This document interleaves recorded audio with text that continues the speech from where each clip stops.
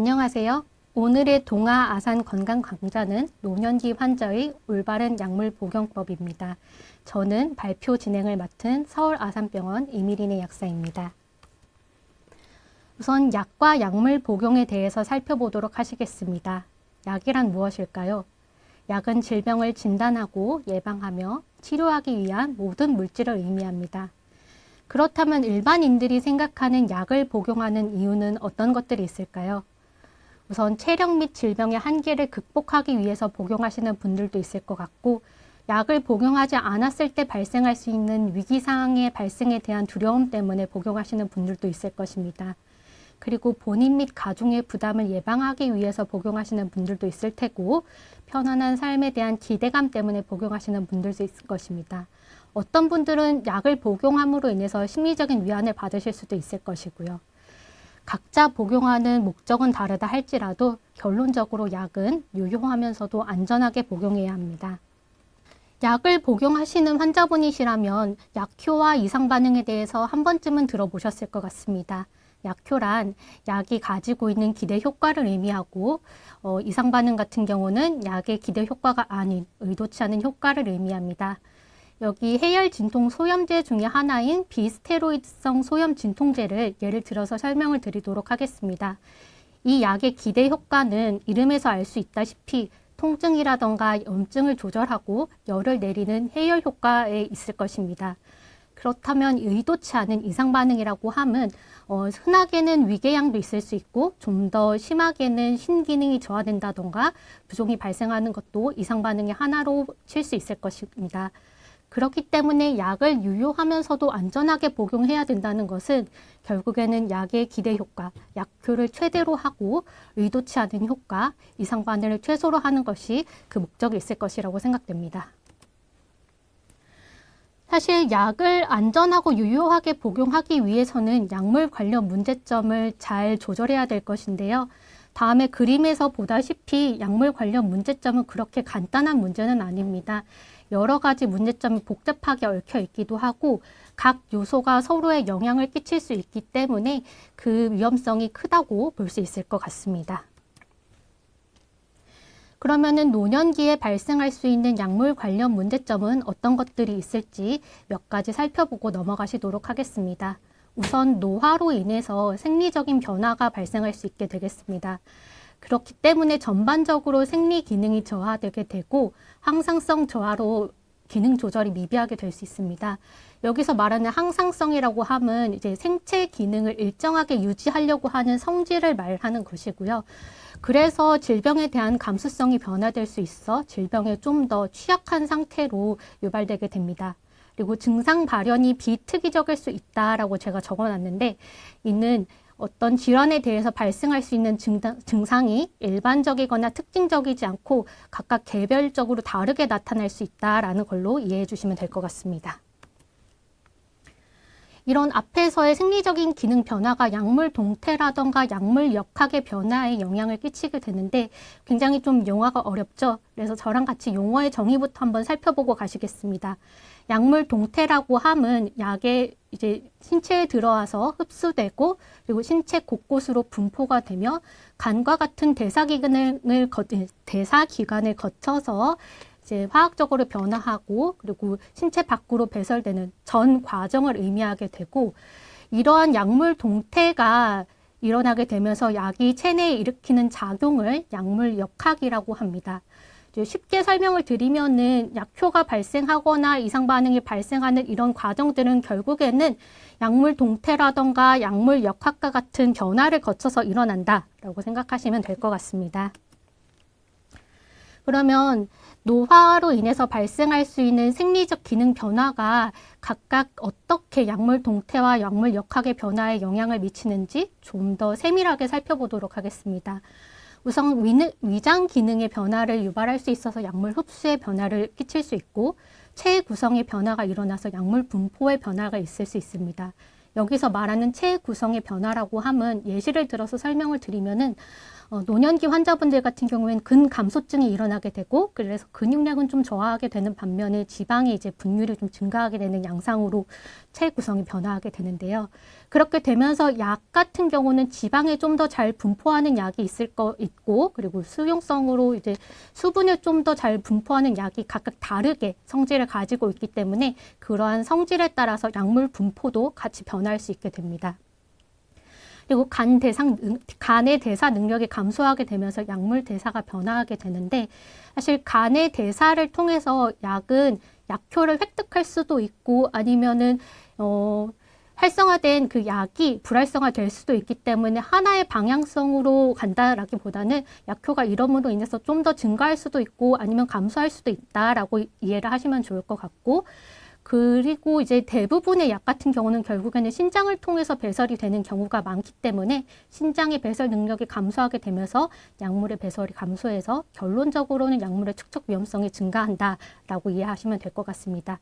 이런 전 과정이 결국에는 약물의 효과를 변화시킬 수도 있고 이상 반응의 위험성을 증가시킬 수도 있습니다. 요즘 최근에 이제 이슈화되고 있는 내용 중에 하나가 다약제 복용인데 다약제 복용의 의미는 한 번에 많은 약을 복용하는 상태를 의미합니다. 제가 생각하는 다약제 복용의 가장 큰 문제는 다음과 같은 악순환의 고리를 반복한다는 것인데요. 같이 살펴보도록 하겠습니다. 우선 노년기 환자분들 같은 경우는 다중이환이라고 해서 만성질환을 여러 개 가지는 분들이 많게 되고 이런 경우는 사실은 어쩔 수 없이 다약제 복용이 증가할 수밖에 없습니다. 근데 이런 약을 면밀하게 좀 검토를 하다 보면은 이 환자의 상태나 노년기 증상에 좀 맞지 않게 잠재적으로 부적절한 약품을 사용하시는 경우가 간혹 있게 되고 이러한 약품이 이상 반응을 유발할 수 있는 가능성을 높여서 이제 이상 반응이 발생할 위험이 높게 됩니다. 그런데 또 이상 반응을 만약에 이상 반응으로 인지하지 못할 때 연쇄 처방이라고 하는 과정을 거치게 돼서 역으로 다약제 복용이 증가하게 되는 경우도 있는데 그럼 연쇄 처방이 뭔지 또 살펴보도록 하겠습니다.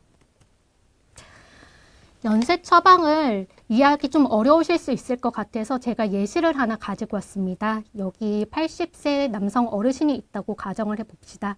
이 어르신이 비염을 앓고 있어서 의료진이 항히스타민제를 추가를 하게 됐고 이 항히스타민제가 사실 배뇨곤란을 유발할 수 있는 약이라서 환자분께서 이제 소변을 보시기 좀 불편하게 되었습니다.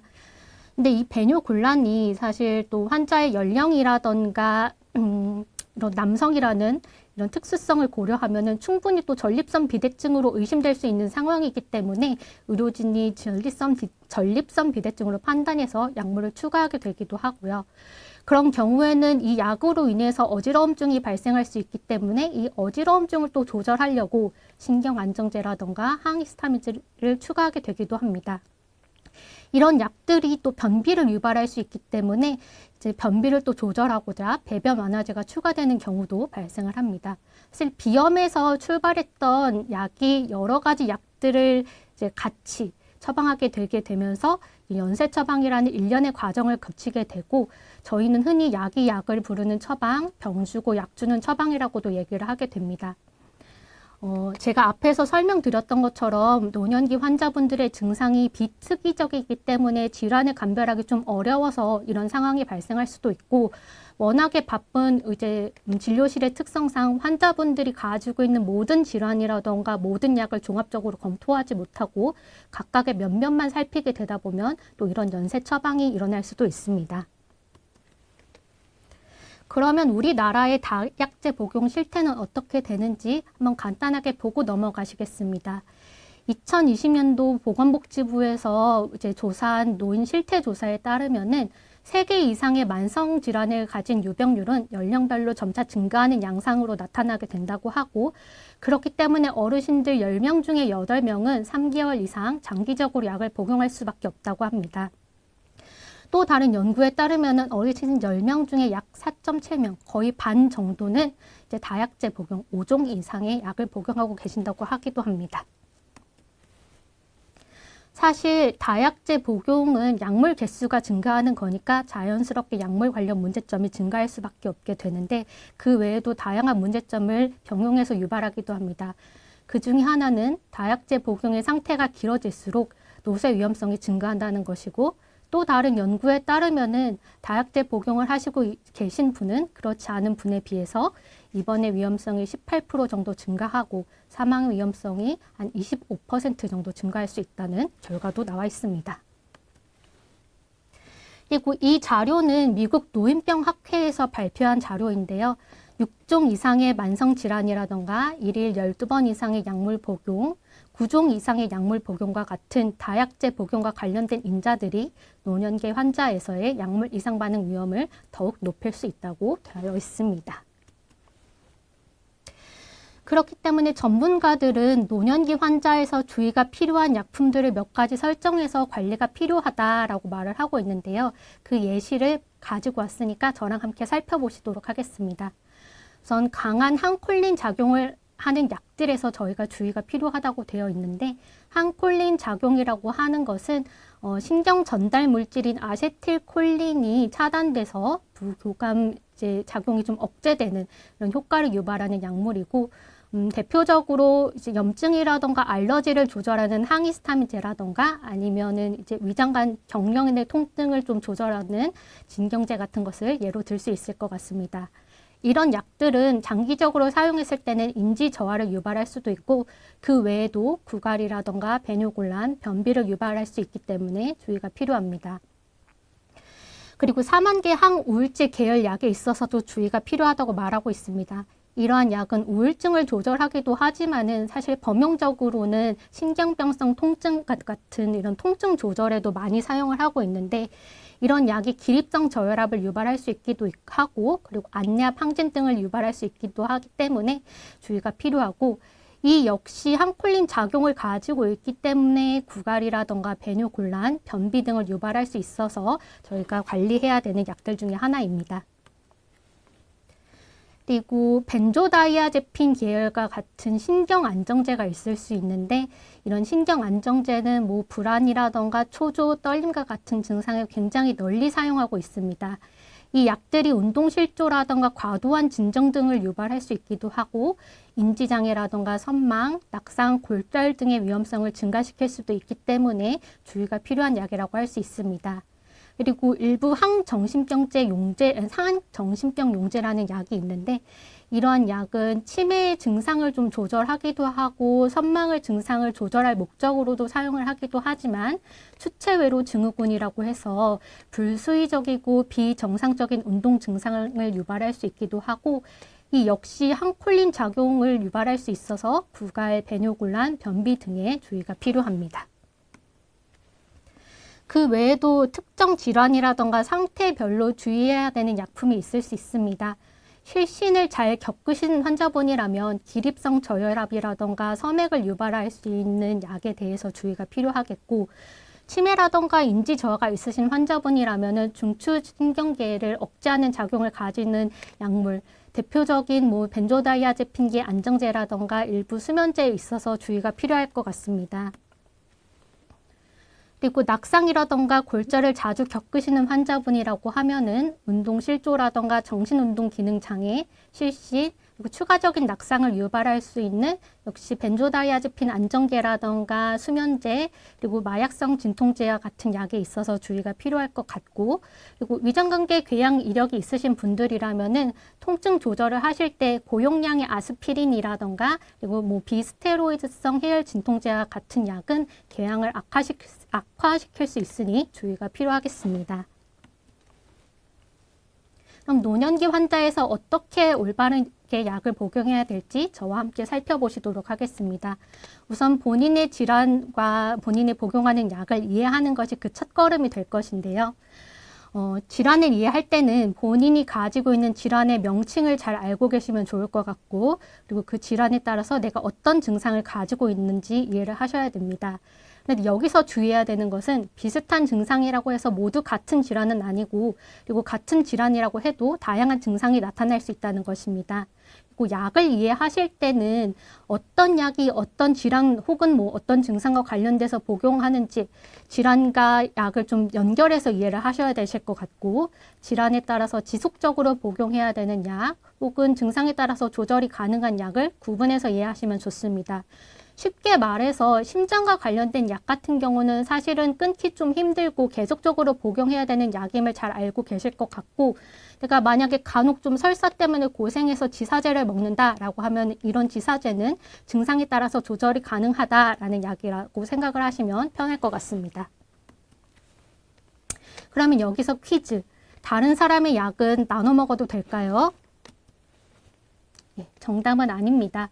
왜냐하면 증상은 비슷할 수 있지만 같은 질환이 아닐 수도 있기 때문입니다. 그리고 의약품을 저희가 처방해서 드릴 때는 의약품의 종류라던가 용량용법은 질환의 종류뿐만이 아니라 질환의 상태라던가 연령, 몸무게와 같은 다양한 인자에 따라서 결정되기 때문에 함부로 다른 사람의 약을 나눠 먹지 않도록 하는 것이 중요하겠습니다. 그리고 노년기 환자분들이 진짜 많이 관심 가지고 있는 건강기능식품에 대해서 잠깐 언급하고 넘어가겠습니다. 제가 여기서 말씀드리고 싶은 것은 건강기능식품보다는 의약품이 훨씬 중요하다는 것입니다. 건강기능식품의 사전적인 의미를 좀 살펴보면은 생리적인 기능이라던가 영양의 증진에 도움을 줄 목적으로 사용하는 보조적인 개념의 기능식품이라는 것입니다. 여기 어디에도 약이라는 단어는 쓰이지 않습니다.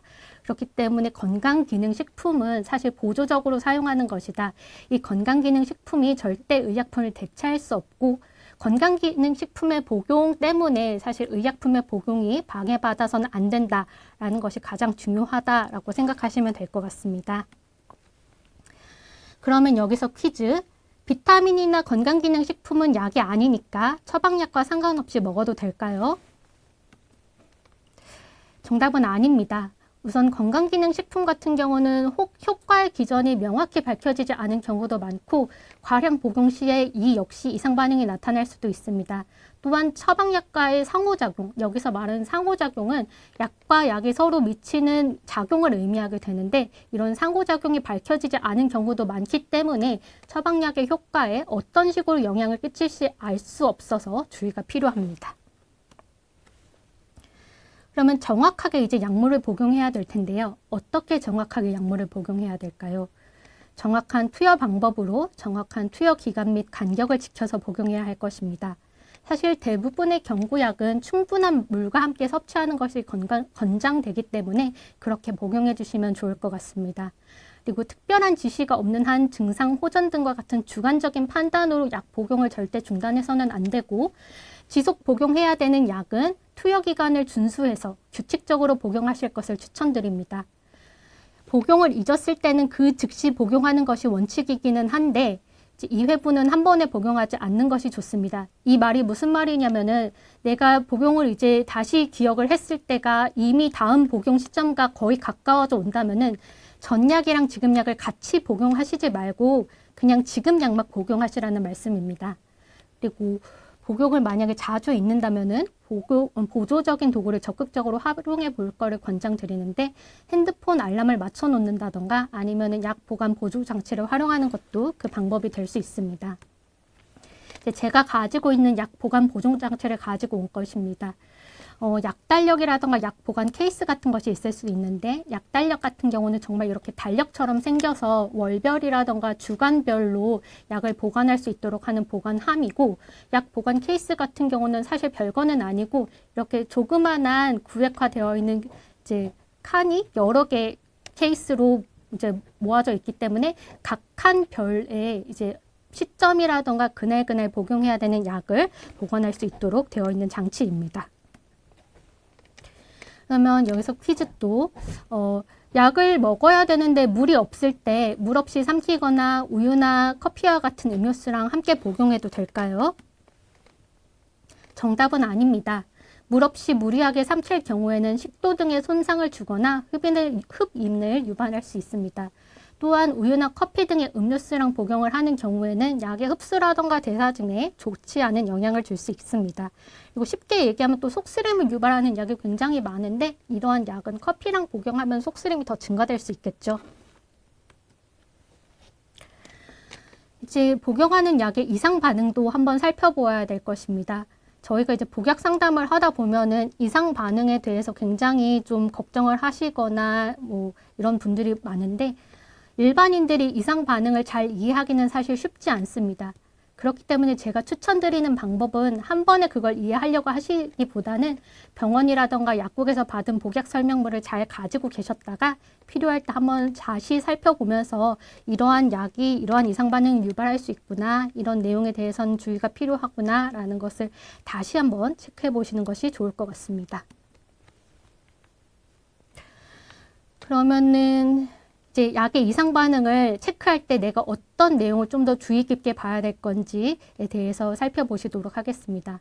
우선 약을 이상 반응을 이해할 때는 모든 약은 약효가 있듯이 예기치 못한 이상 반응이 있을 수 있다는 점에 대해서 먼저 알아두셔야 되실 것 같습니다. 이상 반응이 우려돼서 약을 복용하지 못하는 상태가 있어서는 안 되는데, 사실 생각보다 많은 환자분들이 이상 반응이 너무 걱정돼서 약을 복용하시지 못하는 경우도 있거든요.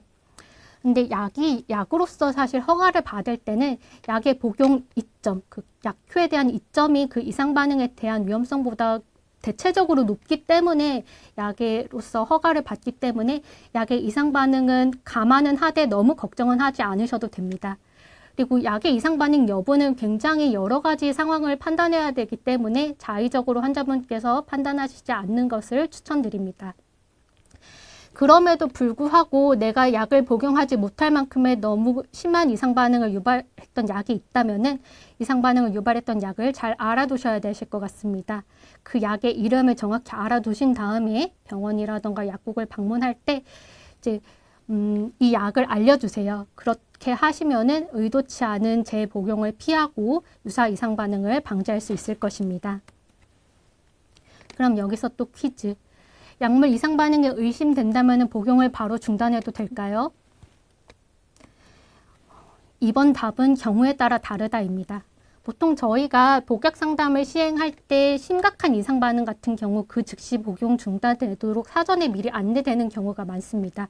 앞에서 설명드렸던 것처럼 이상 반응은 판단하기 좀 어렵기 때문에 증상의 원인이 명확하게 판단되어야 됩니다. 그리고 복용 효과라던가 이상 반응의 우위를 따져봐야 되고, 혹시라도 기전상 비슷한 이상 반응을 유발하는 약을 불필요하게 과다 사용했는지, 실제 용량 용법은 적정하였는지 등과 같은 종합적인 판단이 필요하다고 봅니다. 그렇기 때문에 결론적으로 미리 안내가 된 상황이 아니라고 하면은 전문가 상담 후에 결정을 하는 것이 중요하겠습니다. 그 약은 올바르게 보관해야 되는데요. 약의 유효기간을 한번 확인해 보시는 것을 추천드립니다. 근데 약의 유효기간이라고 하는 것은 결국에는 공장에서 이제 약이 나왔을 때 언제까지 약이 사용 가능한지라는 것이고, 환자분들이 실제 약을 받게 되는 그런 상태는 그런 공장에서 출하된 상태가 아니라 약국에서 좀 더 약을 복용하기 편하게 재포장한 상태인 경우가 많을 것 같습니다. 그래서 제가 의약품별 이제 사용 가능 기한, 즉 재포장 후에 언제까지 사용 가능한지 요거를 좀 자료로 준비해 봤는데, 일반적으로 가장 많이 받는 비닐 포장의 경우에는 한 1년 정도 사용 가능하다라고 생각하시면 될 것 같습니다. 그리고 시럽병에 시럽을 담게 되는 경우는 한 1개월 정도 사용 가능하다라고 생각하시면 될 것 같고, 가루약은 통상 6개월 정도로 그 사용 기간을 규정하고 있습니다. 일반적인 연고라던가 크림은 개봉하고 나서 6개월까지는 사용 가능한데, 직접 눈의 점막이라던가 코, 귀, 입의 점막에 작용하는 안약, 점이 점비제, 가글제 같은 경우는 개봉 후 1개월까지 사용 가능하다고 되어 있습니다. 그렇지만 이러한 자료 역시 일반적인 지시사항이기 때문에 세부 약품마다 상이할 수 있어서 참고로만 촬영하실 것을 추천드립니다. 약을 보관할 때는 장소라던가 온도를 적절하게 해서 보관해야 합니다. 사실 냉장 보관으로 명시된 약품 외에는 대부분의 약은 실온이라던가 상온에 보관하는 것이 원칙입니다. 오히려 냉장고에 왔다 갔다 하게 되면서 습기를 더 머금을 수 있기 때문에 그렇게 하지 않는 것을 추천드리고, 그리고 어린아이와 함께 생활하는 과정이라고 하신다면은 어린아이의 손에 닿지 않는 곳에 햇빛과 습기를 피해서 보관하시는 것이 좋겠습니다. 오르거나 오래된 약은 폐기하셔야 되는데, 그렇게 하기 위해서 약의 이름이라던가 조제 날짜와 같은 정보가 적혀 있는 포장 상태를 임의로 변경해서 보관하지 않는 것을 추천드립니다. 앞서 제가 조그마한 그 약 보관 케이스 같은 걸 보여드렸는데요. 그런 경우는 아무래도 그 각 칸에다가 약을 보관하려면은 포장을 뜯어서 보관을 할 수밖에 없기 때문에 오래 보관하는 방법으로는 적절하지 않겠죠. 그리고 원래 성상에서 변질된 경우, 뭐 변색되었다거나 끈적인다, 덩어리 뭉쳤다라는 경우에는 함부로 복용하시지 마시고 약국에 상의해서 약국에 가져다 주셔서 폐기를 하시는 것이 좋겠습니다. 이제 전문가들이 약을 잘 복용했는지 평가할 때 복약 순응도를 평가한다라고 얘기하고, 제가 이제 복약 순응도의 평가 도구를 가지고 왔으니까 이번 시간에 저와 함께 각 질문들을 살펴보시면서 혹시 본인의 복용 습관이 적절했는지 올바랐는지 한번 살펴보는 기회를 가지셨으면 좋겠습니다. 혹시 때때로 약을 복용하는 것을 잊으신 적이 있으세요? 아니면은 지난 2주 동안 약을 먹지 않은 적이 있으세요? 혹시 의사와 상의 없이 약을 중단한 적이 있으실까요? 여행을 가거나 장기적으로 좀 집 밖을 나가야 될 때 약을 챙기지 않고 나가신 적이 있으실까요? 혹시 어제는 약을 잘 복용하셨는지, 증상이 잘 조절되고 개선되고 있다면 약 복용을 혹시 자의적으로 중단하시는지, 계획적으로 약을 복용하는 것이 좀 귀찮게 느껴지시는지, 아니면은 약 복용을 잊어버리는 적이 얼마나 자주 있으신지 한번 본인 스스로를 돌아보셨으면 좋겠습니다. 이제 마지막 슬라이드인데요. 약물 상담 시에 환자가 물어보면 좋을 만한 5가지 질문을 좀 추려봤습니다. 제가 이제 환자분들이랑 약물 상담을 하다 보면은 약물 상담에 대한 욕구나 이제 요구도는 굉장히 많은데 막상 무엇을 물어봐야 될지 모르겠다라고 말씀하시는 분들이 굉장히 많았습니다. 그래서 전문가 입장에서 혹시 이런 약들이 이런 약물 상담 받을 때 이런 질문을 하면 좋을 것 같다라는 자료를 좀 찾아봤고, 포인트는 약이 바뀌지는 않았는지, 약이 바뀌었다면 왜 바뀌었는지 한번 체크해 보시는 것이 좋을 것 같다는 것입니다. 생각보다 이제 약을 복용할 때 그냥 만성적으로 약을 복용하시는 경우가 많기 때문에 내가 약을 계속적으로 체크한다는 입장에서 이 질문 굉장히 중요하고, 그리고 이 중에서 지속적으로 복용해야 되는 약은 무엇이고 왜 지속해야 되는지, 지속의 복용의 이점 같은 경우도 한번 확인을 해보시는 것이 좋을 것 같습니다.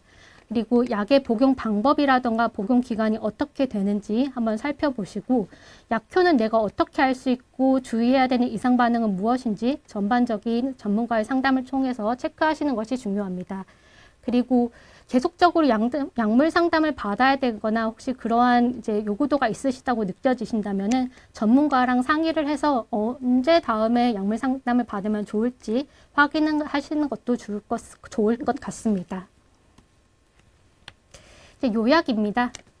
약은 유효하면서도 안전하게 복용해야 되고, 노년기 환자에서는 약물 관련 문제점이 다양하게 나타날 수 있다는 점 앞에 슬라이드를 통해서 충분히 설명드렸습니다. 그렇기 때문에 노년기 환자분들은 올바르게 약물 복용법을 지켜서 복용을 해야 될 텐데요. 본인의 질환이라던가 복용 약물에 대해서 잘 이해하시고 정확한 투여 방법 및 투여 간격, 투여 기간을 지켜서 복용하실 것을 추천드립니다. 복용하는 약물의 이상 반응에 대해서 살펴보고 발생했던 이상 반응 유발 약물이 있다면 잘 알아두셔야 됩니다. 그리고 마지막으로 약의 유효 기간을 지키고 온도 및 습도가 적절한 안전한 곳에 약을 보관해 주시기 바랍니다. 이상입니다. 경청해 주셔서 감사합니다.